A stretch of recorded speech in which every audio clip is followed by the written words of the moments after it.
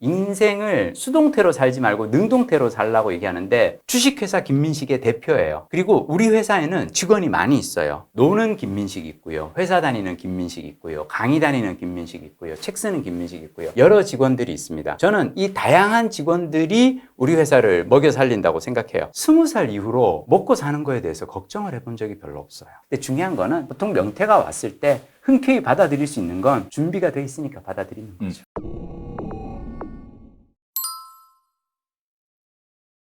안녕하세요. 무엇이든 세 가지로 가르쳐드리는 명지대교수 김익환입니다. 오늘은요, 여러분 놀라지 마세요. 우리 스튜디오에 누가 나오셨는지 김민식 PD님이 나와주셨어요. 김민식 PD님 어려운 자리 해주셔서 너무너무 감사합니다. 불러주셔서 영광입니다. 안녕하세요. 김 교수의 세 가지 구독자 여러분. 저는 MBC PD로 24년 일하고 지금은 명퇴하고 책 읽으며 길을 걷고 글을 쓰며 살고 있는 김민식입니다. 반갑습니다. 예전서부터 선생님 유튜브 보면서 했던 생각이 나하고 좀 많이 삶의 궤적이 비슷하신 것 같은데 라고 느꼈는데 이번에 거인의 노트 책을 읽으면서 딱 그 첫 대목에서 고등학교 때 역사를 공부해야겠다라고 마음 먹고 갑자기 성적이 확 올라가서 아무리 그래도 그렇게 좋은 대학까지 가는 건 좀 약간 반칙 아닌가요? 아무리 역사를 공부하겠다는 의지가 그렇게까지 강한가? 하여튼 그래서 막 그렇게 하며 이 거인의 노트 책을 보면서 느낀 거는 이 기록을 활용하면서 삶을 바꿔가는 모습이 저하고 너무 비슷하신 거예요. 저도 예전에 제가 쓴 책 중 하나가 이제 매일 아침 써봤니라고 7년간 블로그에 매일 아침 글 한 편씩을 올렸더니 내 인생이 어떻게 바뀌었는지 거기에 대해서 얘기를 하면서 제가 사람들한테 항상 하는 얘기가 인생을 수동태로 살지 말고 능동태로 살라고 얘기하는데 그냥 뭔가를 보고 읽고 살면서 지나가는 것보다는 그렇게 해서 내가 읽은 것, 본 것에서 기록을 남겨서 그것을 내 생각에 뭔가 이렇게 나의 생각을 조금씩 굳혀가는 어떤 뭔가를 하다 보면 그것이 수동적인 삶이 능동적인 삶으로 바뀐다라고 얘기를 하는데 선생님이 해오신 그 삶과 너무 비슷한 거예요. 그래서 약간 오늘 뵈러 올 때 약간 영혼의 쌍둥이를 만나러 오는 기분이었습니다. 이거 너무 영광스러운 말씀을 해주셨습니다. 네. 오늘 만나보니까 둘이 비슷한 생각을 계속 네. 하고 있었더라고요. 저도 너무너무나 싱크로율이 좋은 그런 이야기를 많이 해오셨다라고 생각을 했고, 힘을 합쳐서 그동안 여러 사람들에게 둘이 같이 비슷한 이야기를 해왔다. 이제 이런 생각을 했는데, 오늘 김민식 PD께서 직접 이렇게 얘기를 해주시니까 우선 너무 영광이고요. 또 하나 우리가 비슷한 게 있어요. 제가 뭔가요? 작년 8월 31일부로 네. 명지대학을 명예퇴임하고 현재 명예교수예요. 그러셨군요. 그리고 이제 현재 주식회사 가능성들이라는 회사를 만들어서 활동을 하고 있는데 네. 우리 명퇴한 것도 똑같아요. 학교에서는 선생님 붙잡아 두려고 했을 것 같은데. 생각보다 안 그러시더라고요. 근데 저는 지금 세상이 참 좋아진 건 뭐냐면 아마 선생님하고 저하고 이런 점에서는 공통점이 있을 거예요. 저는 드라마를 만들어서 수백만 명의 시청자들에게 보여드리는 것이 내 삶의 행복인 줄 알았거든요. 근데 블로그를 통해서 하루 2,000명, 3,000명 독자와 소통하는 것 또한 즐거움이더라고요. 그러니까 강도 못지않게 중요한 건 빈도였고 아마 대학 강단에서 제자를 키워내시는 것도 의미 있는 일이죠. 하지만 이렇게 유튜브 대학 통해서 더 많은 분들과 소통하고 더 많은 분들에게 선생님의 그 지혜를 나눠주시는 것 또한 엄청 의미 있는 일이라고 생각합니다. 근데 중요한 거는 보통 명퇴가 왔을 때 흔쾌히 받아들일 수 있는 건 준비가 돼 있으니까 받아들이는 거죠. 제가 그걸 듣고 싶었어요. 우리 김민식 PD님은 정말 다 들어가고 싶어하는 그 MBC 더군다나 예능도 조금 하셨죠. 그렇죠. 그다음에 드라마 PD니까 드라마 PD 도 PD의 이제 그렇고. 꽃인데 그걸 다 때려치고 이제 나오셨단 말이에요. 먹고 사는 거예요. 네. 솔직하게 말씀드리면요. 저는 20살 이후로 먹고 사는 거에 대해서 걱정을 해본 적이 별로 없어요.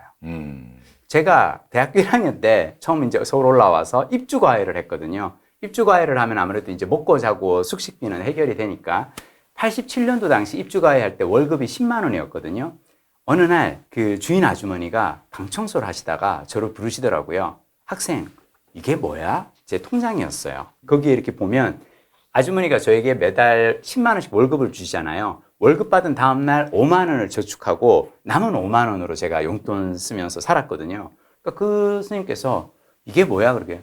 저는 저기 책에서 배웠는데 돈을 벌면 번 돈의 절반을 먼저 저축을 해놓고 미래를 위해 대비를 해놓고 남은 돈으로 생활하라고 배워서 그렇게 하고 있습니다. 그랬더니 그 아주머니께서 학생 진짜 독하네 그랬거든요. 근데 저는 이것을 52이 될 때까지 명예퇴직 할 때까지 평생을 그걸 했거든요. 30년 가까이 직장 생활하면서 월급의 절반을 받으면 먼저 저축부터 하고 남은 돈으로 생활하다 보니까 이게 습관이 돼 있다 보니까 그래서 제가 구조조정 한다 그러길래 딱 했던 생각이 가만히 있어봐. 나 30년 동안 절반의 월급을 꾸준히 모아왔으면 이제 남은 30년은 돈을 벌지 않고도 살 수 있겠네? 라는 생각이 들어서 나왔던 거죠, 훅. 근데 사실 이 얘기를 하면 많은 분들이 또 뭐라 그러시냐면 아니 그거는 당신이 뭐 급여가 많았나 보지 라고 하는데 이게 습관이 되게 무서운 게요. 저는 선생님 이렇게 책 보면서 느꼈던 건 뭐냐면 그러니까 기록을 하는 이유 중 하나는 사실 이게 습관을 만들기 위한 거거든요. 꾸준히 내가 한 것에 대해서 습관을 하는 거고 저는 20살에 대학교 다닐 때 그렇게 10만 원 월급 받을 때도 절반씩 모았단 말이에요. 그러다 보니까 첫 직장 들어가서 영업사원 하면서 한 달에 막 200만 원씩 보니까 이거는 뭐 100만 원 저축하는 건 일도 아닌 거죠. 재밌는 건 사람들이 다들 갑자기 급여의 수준이 올라가면 거기에 맞춰서 생활 수준도 확 올리거든요. 아니에요. 저는 딱 반만큼만 올리고 남은 걸로 저축하고 생활하는 습관이 오래되다 보니까 되게 마음 편하게 은퇴를 했고요. 더 재미난 건 뭐냐면 그렇게 해서 명퇴하고 30년 동안 모은 자산은요, 손도 안 대고 있어요. 왜냐? 명퇴하기 전부터 제가 또 길들인 습관 중 하나가 저는 기록을 오래 해왔기 때문에 가계부를 저는 또 씁니다. 가계부를 쓰면서 주 단위로 수출, 수입 확인해 보고요. 월 단위 해보고 이걸 정산을 계속 해보잖아요. 그러니까 만약 1월에 가계부를 써봤는데 마이너스가 좀 커. 그럼 2월은 그럼 지출을 팍 줄이는 거죠. 근데 2월에 또 돈을 좀 많이 벌었어. 그럼 3월에 여행 가기도 하고요. 약간 이런 식으로 퇴직하고 나서는 이젠 더 이상 저축은 안 하고요. 무조건 버는 수입 내에서 지출하고 산다라고 생각하고 이렇게 하다 보니까 물론 책도 쓰고 강의도 다니고 이걸 미리 제가 회사 다닐 때 준비를 해뒀거든요. 아, 그리고 조금 여러분들이 들으시면 조금 배가 아프실 수는 있어요. 근데 그냥 한번 참고 들어보세요. 왜냐? 이거 안에 저는 여러분들이 저 사람이 하고 있는 저 삶에서 어떤 방법을 내 삶에 적용할 수 있는 방법을 뭘까 한번 찾아보시면 제가 명퇴하기 전에 한 3년 전서부터 했던 것 중 하나는 뭐냐면 급여 소득과 급여 외 소득을 제가 따로 이제 기록을 해봤어요. 그리고 한 3년 정도 지나고 나서 평균을 내봤습니다. 그러니까 매달 내가 MBC 월급하고 상관없이 신문에 칼럼을 쓰거나 책에 인쇄를 받거나 강연을 다니면서 버는 돈이 월 300이 넘어가더라고요. 3년 연속 평균. 그러면 그 다음 생각한 거는 퇴사하고 나서도 적어도 3년 정도는 월 300 정도는 내가 수입을 얻을 수 있겠다는 생각이 들었고요. 가계부를 또 쓰고 나서 보니까 제가 월 지출이 250 안쪽이더라고요. 아, 그러면 마음 편하게 퇴직할 수 있겠구나. 저는 지금 제가 평생 모은 돈, 자산은 건드리지 않은 상태에서 계속 해나가고요. 다만 언젠가 일을 할 수 없는 날도 오겠죠. 그때쯤 되면 이제는 자산 까먹으면서 갈 거고요. 다 쓰고 죽는 게 저의 목표입니다. 야, 여러분들 아주 디테일을 사실은 들으신 건데요. 좀 감동스럽기도 하고 부럽기도 했을 것 같아요. 저는 앞에 부분은 그냥 일반적인 우리의 입장에서 정리를 하자면 일종의 적극적 절약이라고 생각해요. 적극적 절약을 하면 절약하는 우리가 좀 빈곤해 보이지 않습니다. 적극적 절약을 하면 절약을 하는 자가 부자예요. 그래서 적적인 절약의 삶을 오랫동안 이어오신 것이 그 이후에 말하자면 자신의 새로운 삶에 대한 투자가 가능했다는 거 하나가 들리고요. 또 하나는 우리 김민식 PD 그러면은 웃음이 항상 상징이지 않습니까? 즐겁게 삶을 사는 거. 나는 노는 게 최고로 좋아. 너무너무나 아름다운 얘기죠. 이걸 가능하게 하는 것은 저는 일종의 노동에 의해서 끊임없이 소득을 걷어들일 수 있다는 그런 자기 확신이라고 보고요. 그 밑에는 김민식 PD님의 실력이 배경에 깔려 있습니다. 그래서 결국은 우리가 오늘 5, 60대 되시는 분들도 많이 이 영상을 보실 텐데요. 아, 우리가 적극적 절약을 하고 자신의 미래의 삶을 위해서 능력을 키우고 그다음에 그것을 노동을 통해서 다시 돈으로 환산할 수 있는 그런 삶을 한번 지향해 보는 것이 어떨까 하는 어떤 표본으로서 이야기를 좀 해주셨다고 생각하고요. 선생님, 기록학자시라는 점에서 저하고 어떤 점이냐면 저는 기록을 매일 기록하는 사람이고요. 그래서 매일 아침 써봤니라는 제가 책을 이제 낸 적이 있거든요. 그러니까 저는 2010년부터 지금까지 거의 13년 동안 블로그를 꾸준히 하는데 블로그를 하면서 매일 아침 써봤니 책에서 제가 앞부분에 했던 얘기가 뭐냐면 저는 주식회사 김민식의 대표예요. 그리고 우리 회사에는 직원이 많이 있어요. 노는 김민식 있고요. 회사 다니는 김민식 있고요. 강의 다니는 김민식 있고요. 책 쓰는 김민식 있고요. 여러 직원들이 있습니다. 저는 이 다양한 직원들이 우리 회사를 먹여 살린다고 생각해요. 자, 근데 보통은 아마 여러분도 그렇게 생각했을 거예요. 나라는 사람의 부캐를 이렇게 생각을 해보면 가끔 보면은 야, 저기 회사 다니는 김민식이 노는 김민식한테 잔소리 할 수 있어요. 야, 나는 저기 회사 가가지고 저기 부장한테 잔소리 들어가면서 월급 받는데 너는 내 놀러 다니고 말이야 라고 할 수 있는데 제 이 주식회사 김민식의 미래는 노는 김민식이 사실은 항상 담보를 합니다. 어떤 의미냐면 저는 영업사원으로 일을 할 때 회사 가서 일을 하고 근무 시간에 외판 사원으로 일을 하지만 저녁이 되면은 영어 공부했었거든요. 통역대학원 입시반 학원을 다녔단 말입니다. 영어 공부하던 이 김민식이 있기 때문에 나중에 영업사원을 그만두고 동시통역사라는 일을 하게 된 거예요. 자, 동시통역대학원 들어가가지고 외대 통역대학원 공부 엄청 힘들거든요. 그 힘든 공부를 하면서 쉴 때 나는 뭘 했냐면 미국 시트콤을 봤어요. 프렌즈라든지 사인펠드 같은 시트콤을 보는데 자, 아마 통역대학원 다니면서 공부하는 김민식이 이 시트콤 보는 김민식을 뭐라 그랬을 수 있어요.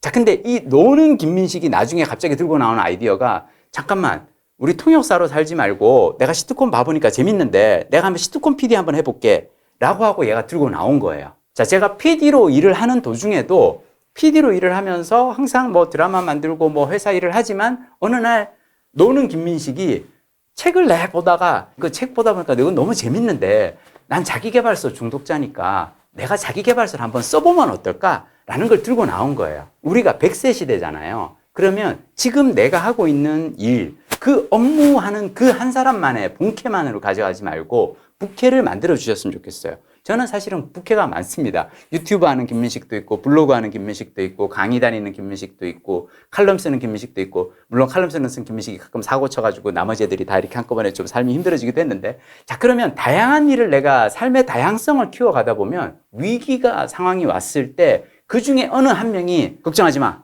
여기서 내가 먹여 살릴게. 물론 저를 가장 확실하게 챙겨주는 뒤에서 든든하게 챙겨주는 김민식은 누구냐? 짠돌이 김민식이에요. 평생 술, 담배, 커피 멀리하고 오로지 도서관에 가서 책 빌려 읽는 것만으로 취미생활을 영위해둔 그 짠돌이 김민식이 있기 때문에 저는 세상의 변화가 아무리 큰 변화가 닥쳐와도 저는 두렵지가 않고요. 저는 아까 사실 선생님이 이렇게 말씀하신 거 깜짝 놀랐어요. 야, 진짜 김 교수의 세 가지라거든요. 어떻게 방금 내가 한 얘기를 듣고 세 가지를 정리를 해서 첫 번째, 두 번째 생각, 야, 진짜 이분 정리 잘하시네 생각을 했는데 저는 그 재테크에 대해서 여러분 딱 한 가지 말씀드리겠습니다. 부자처럼 보이려고 노력하지 말고요. 부자가 되려고 노력을 하세요. 많은 사람들이 부자들이 어떻게 사는가를 들여다봅니다. 근데 우리가 부자들이 어떻게 사는가를 들여다보는 사람들이 인스타라든지 페북이라든지 막 이런 데를 보면서 부자들은 이런 데 가서 밥 먹네? 이런 물건 들고 다니네? 이런 차 사네? 그럼 나도 저걸 해야 되나라고 생각하는데 그러지 마시고 부자들이 쓴 책을 보셔야 돼요. 부자들이 쓴 책을 읽다 보면은 그래서 나는 돈을 벌기 위해서 모으기 위해서 뭘 했는지가 나오고요.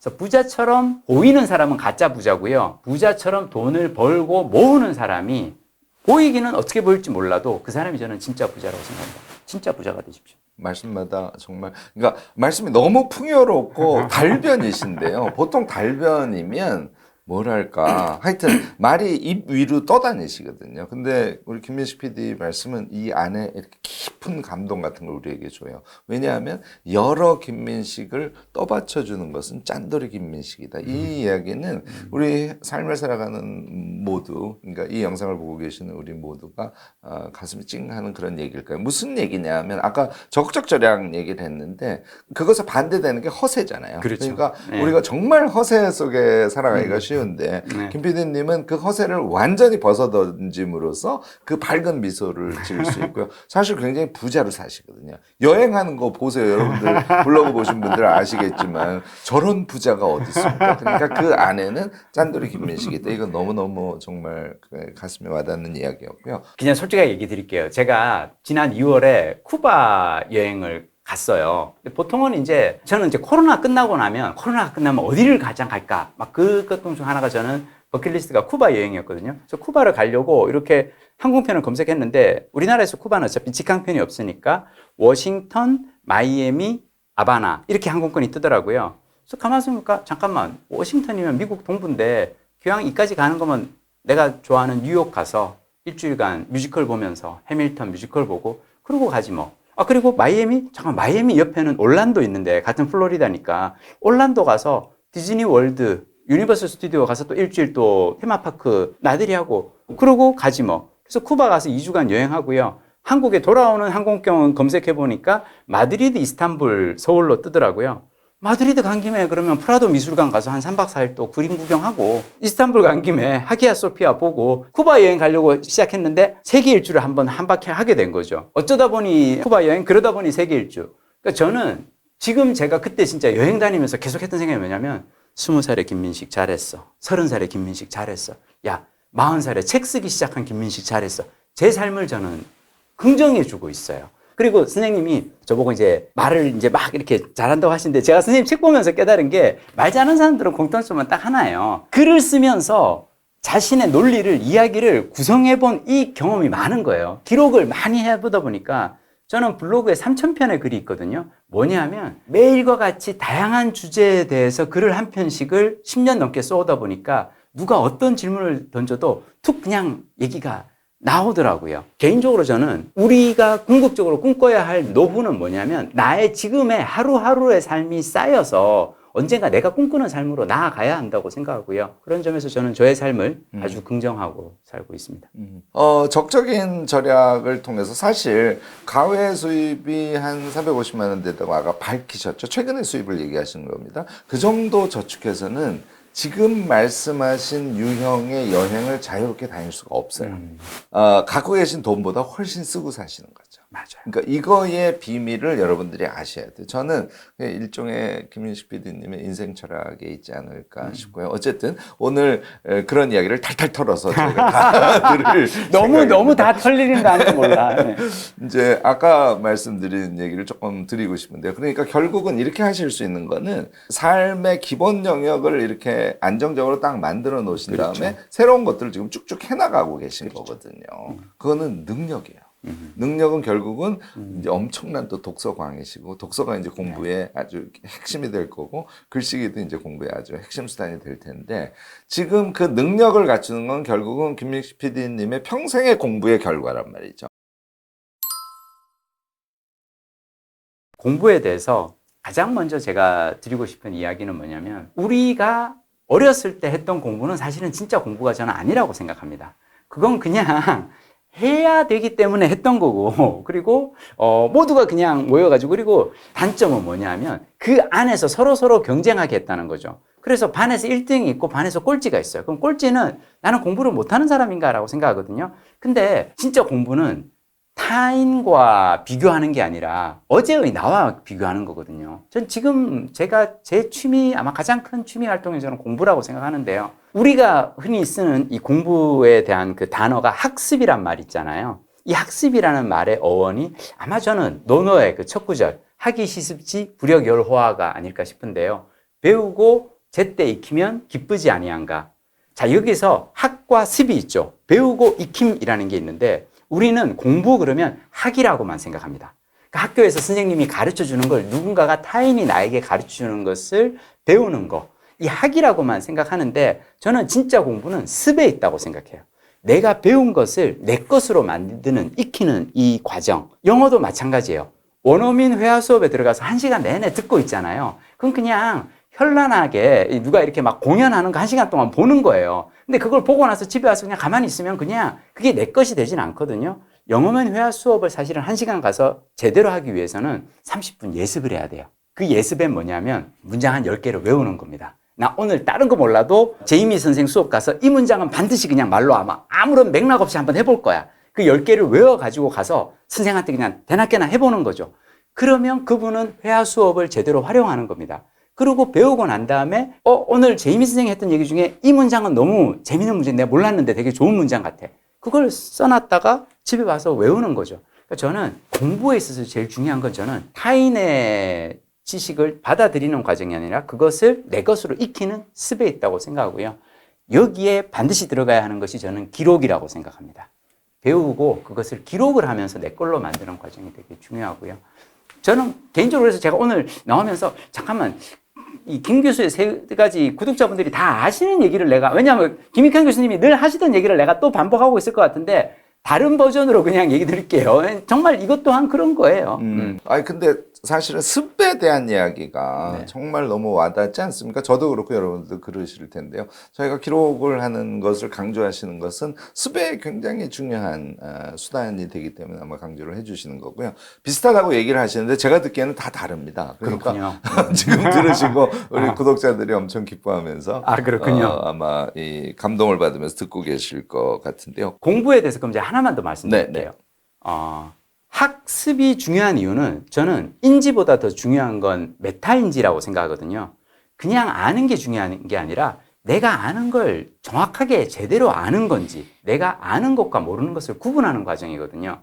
제가 영어 공부할 때 문장을 암기하라는 이유는 뭐냐면 아주 쉬워요. 영어 이 회화책 교재를 보면 왼쪽에 영어 문장이 있으면 오른쪽에 한글 있잖아요. 내가 외웠다고 생각하면 그 다음에는 왼쪽을 가리고 한글을 보고 영어 문장이 나오면은 된 겁니다. 근데 한글 이 번역을 보고 영어 원문이 떠오르지 않으면은 공부가 안 된 거잖아요. 즉, 알매 영역에 아직 안 들어온 문장들이 있어요. 그것을 확인하는 과정이거든요. 저는 기록이 왜 중요하냐면 내가 책을 한 권 읽었어요. 그 책을 한 권 읽은 것을 내 방식대로 글로 써봐야 됩니다. 그리고 그 글을 써놓은 게 말이 되면 나는 그 책을 내 것으로 만든 거예요. 이거 책으로 읽었을 때 하고 왠지 내가 쓴 이 리뷰는 뭔가 조금 부족한 것 같아. 이걸 따듬어야 됩니다. 정확하게 내 것으로 만드는 인지와 메타인지, 그냥 인지가 아니라 내가 아는 것을 정확하게 아는 것인지 모르는 것인지를 구분하는 과정이 필요한데 이게 영어 공부의 경우는 저는 암송이라고 생각하고요. 독서의 경우에는 저는 글쓰기라고 생각합니다. 내가 읽은 책의 문장을 어떤 식으로든 요약이든 정리를 해보는 거죠. 그게 제대로 말이 되는 글이라야 내 것이 된 겁니다. 우리가 처음에 시작을 이제 코로나 시대가 이제 종식이 돼서 우리가 이제 활동을 하기 시작했고요. 또 AI, 뭐 로봇 이런 것들이 등장하는 미래 사회를 살아가면서 우리가 앞으로의 삶을 어떻게 하면은 좀 잘 살아갈 수 있을까에서부터 시작을 했지 않습니까? 그리고 그 배경에 있는 키워드의 하나로 우리가 능력이라는 키워드도 지금 같이 짚어봤습니다. 그리고 그 능력이라는 것은 내 안에 하나에 나만 있는 것이 아니라 굉장히 그렇죠. 많은 내가 존재하고 그 많은 나를 잘 어찌 보면 조화시킴으로써 우리의 삶을 잘 개척해 갈 수 있다. 이제 이렇게 정리를 할 수 있을 것 같습니다. 거기에서 역시 이제 제일 중요한 게 공부인데 그래야 이제 능력을 키워가는 것이니까. 그리고 공부에서 독서 얘기해 주시고 이제 글쓰기 얘기를 해 주셨어요. 자, 여기서 결국은 우리가 우리 앞에 새롭게 펼쳐지는 이 세계에서 결국은 콘텐츠 시대고 그 콘텐츠에 대비한 자기 능력을 키워가는 것이 그렇죠. 핵심 키다. 이렇게 네. 지금 김민식 PD님께서 말씀을 해 주셨다고 저는 이해를 했습니다. 거인의 노트를 다시 제가 인용할 수밖에 없는 게요. 거인의 노트에 선생님이 뭐라고 하셨냐면 책을 읽고 10가지를 아는 게 중요한 게 아니라 그 10가지를 3가지로 줄이는 것. 기록은 100가지 일이 있으면 100가지를 다 남기는 게 아니라 100가지 중에서 남겨야 할 10가지를 선별하는 작업이 기록의 일이다라고 하셨잖아요. 마찬가지라고 생각해요. 독서하는 그 방법에 대해서 그냥 말씀드릴게요. 거인의 노트를 읽으면서 제가 약간 공감하지 못한 대목이 딱 하나 있는데 뭔지 아세요? 선생님은 일일이 다 막 줄을 그으면서 막 이렇게 문장 몇 개의 단어를 갖다가 줄을 긋거나 키워드는 동그라미 치고 막 그런다 했거든요. 전 절대 그래 본 적이 없어요. 항상 도서관에서 빌려서 읽었기 때문에. 제가 제일 약 오를 때는 도서관에서 빌린 책인데 누가 막 줄 그어 놓은 거야. 도서관에서 빌린 책은 그러면 안 되죠. 자, 저는 책을 읽을 때 어떻게 읽냐면 도서관에서 빌린 책을 전철에서 읽다가 마음에 드는 구절이 있잖아요. 그러면 휴대폰에 그 쪽수만 적어 놓습니다.